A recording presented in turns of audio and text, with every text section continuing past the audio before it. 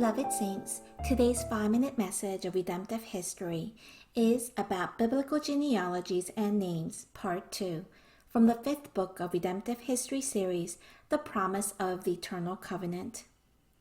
Last time, we examined how a name reveals one's existence and demonstrates one's character. At this time, let us continue to examine biblical genealogies and names. Third, a name displays one's reputation. When a person becomes famous, his name also becomes famous. At times, the Hebrew word Shem also refers to fame or reputation. When we look in Ruth chapter 4, it says that Ruth married Boaz and gave birth to Obed, and the women sang praises.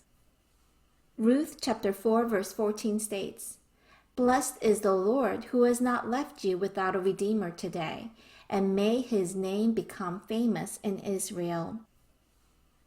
When we look in the genealogy, Obed became the grandfather of King David and an ancestor of Jesus Christ the Messiah. His name truly became famous. Fourth, a name reveals the history of redemption. A name not only contains the parents' hopes for their child, but also God's administration of redemption for that era. When we look in Genesis chapter 5 genealogy, Lamech gave birth to a son at the age of 182 and named him Noah. Noah means rest and comfort. Lamech named his son Noah, hoping that the extreme suffering that humans experience due to the curse on the land may be resolved through his son. This name also contains God's administration of redemption to save the world, which has been cursed since the fall. And he saved it through Noah's ark. Furthermore, it also contains the administration of redemption through Jesus Christ, whom Noah foreshadows, to completely restore the cursed land and give eternal rest. Everyone, although the name that appears in the Bible were given by men, they cannot be totally unrelated to the will of God, who allowed them to be recorded in the Bible. Accordingly, a close study of the names in the genealogies will reveal both the person's whole life as well as the history of redemption during that era.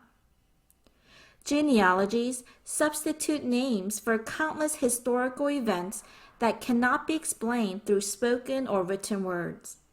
Therefore, genealogies contain nothing that is without meaning. In fact, they contain God's administration of redemption that is as weighty as a massive boulder. Thus, we should not approach the genealogies with the desire to quickly skim through them. Rather, we should examine them closely with earnest hearts so that we may discover the vast current of the history of redemption that is flowing through each and every name in the genealogy.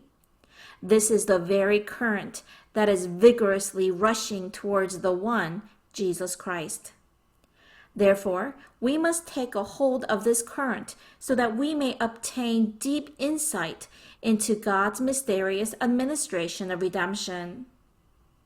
Beloved Saints, each time we examine the names in the genealogies, we must think about the day when our own names will be recorded in the genealogies. With that in mind, we must inspect our faith to see how we are fulfilling the stewardship that God has given to us.